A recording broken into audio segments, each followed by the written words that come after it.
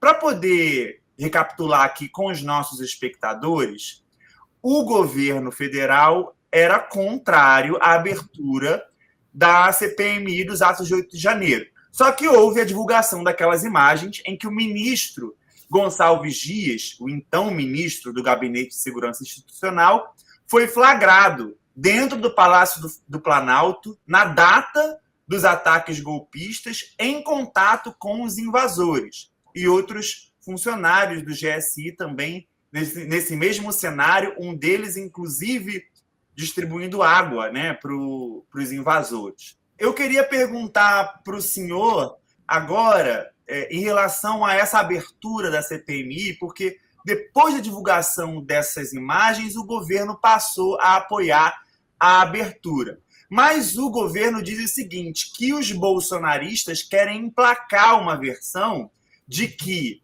o governo tem colaboração, mesmo alguns dizem que houve infiltrados do governo, para que esses ataques ocorressem.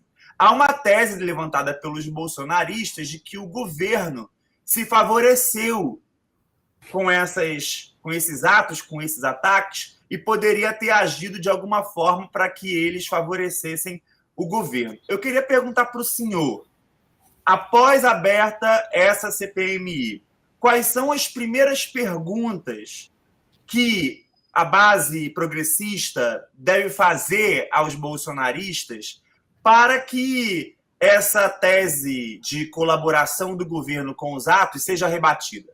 De fato, né, a CPMI do golpe, que é assim que a gente vai ter que chamá-la, é a CPI dos atos golpistas, ela vai ter muita coisa para apurar e muita coisa para perguntar para os bolsonaristas. Há uma série, inclusive, de bolsonaristas que estão devidamente identificados, eles precisarão ser convocados à CPI e nós vamos fazer uma pergunta, né? Estava lá? Por que estava lá? Foi convidado por quem? Quem financiou? Né? Quem pagou a viagem até Brasília? Quem financiava os acampamentos? Né? De que cidade vinha? Por quê? Né? Resolveram, num protesto que poderia ter parado ali no alto do Gramado, em frente ao Congresso Nacional, ou ter ido até a Praça dos Três Poderes, por que decidiram invadir e quebrar o STF, o Congresso e o Palácio do Planalto? Com que objetivos? Ao mesmo tempo, dizer para essas pessoas, olha, vocês, né, estavam nas outras manifestações, qual é a sua relação com o Bolsonaro, qual é a sua relação com os bolsonaristas, com o partido, o que você acredita do ponto de vista da democracia, o que você acha daquelas falas golpistas do capitão do golpe, do Jair Bolsonaro, né? Tem que lembrar sobre todos esses processos e fazer, né, as perguntas específicas para essas pessoas, porque nós temos que discutir, né, eu acho que essa narrativa dos bolsonaristas que fizeram, né, que promoveram esse quebra-quebra, que promoveram esse ato, essa tentativa de golpe, mas quando viram que deu errado, resolveram tergiversar, que é o que eles fazem sempre, né? E direcionar para o governo e para a esquerda a culpa de algo que eles fizeram. E é uma narrativa que não se sustenta com um mínimo de análise. O GSI pode ter errado, alguém pode ter errado de um lado ou de outro na preparação. São erros, mas o golpe, a tentativa de golpe, tem ator, tem autor muito bem definido e tem autor intelectual, que é Jair Messias Bolsonaro. Ele passou 4 anos incitando o golpe, questionando, tentando criminalizar a esquerda, depois questionando as urnas eletrônicas que sempre o elegeram.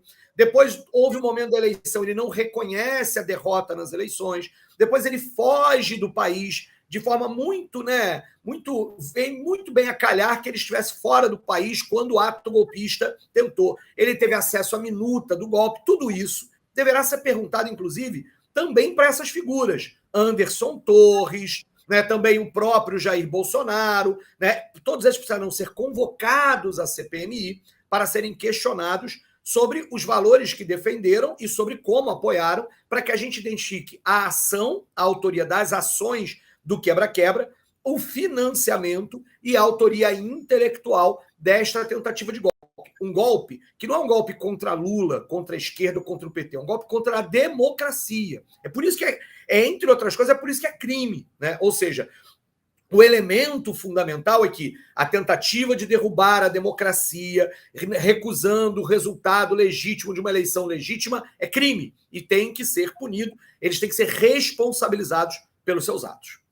Em relação aos bloqueios nas estradas, em protesto à vitória do presidente Lula contra Jair Bolsonaro, e também as torres de energia dinamitadas, possivelmente uma ação dos bolsonaristas, para perguntar se a CPMI ela vai se voltar apenas aos atos golpistas do dia 12 de dezembro, quando aqueles bolsonaristas incendiaram ônibus no centro da capital federal, e do dia 8, quando eles invadiram a sede dos três poderes, ou se essa comissão se pretende também analisar o todo, o conjunto de ações e fatos promovidas por esses radicais que chegaram até o 8 de janeiro, deputado.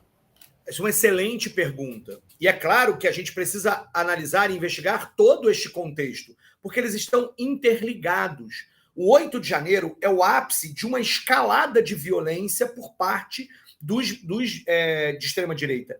Eu me pergunto, quando eu estou ali no aeroporto de Brasília, se o Bolsonaro, quando fugiu do Brasil, ou seus filhos, quando pegam um avião, imaginam o que teria acontecido se aquelas bombas que estavam para ser colocadas num carro-tanque, num caminhão-tanque, e serem jogadas sobre o aeroporto de Brasília, quantas mortes teriam causado neste processo? A gente precisa investigar isso, precisa responsabilizar os bolsonaristas, porque eles estiveram muito próximos de causar muitas mortes. Não há outro episódio que possa ser caracterizado como terrorismo, como este do aeroporto de Brasília, ainda em dezembro, né? Portanto, a tentativa de desestabilização do poder na hora da diplomação do governo Lula, isso tem consequência e relação direta e conectada com o 8 de janeiro. Esses atentados também terroristas sobre a questão das torres de energia, isso está conectado e, portanto, precisa ser investigado, né?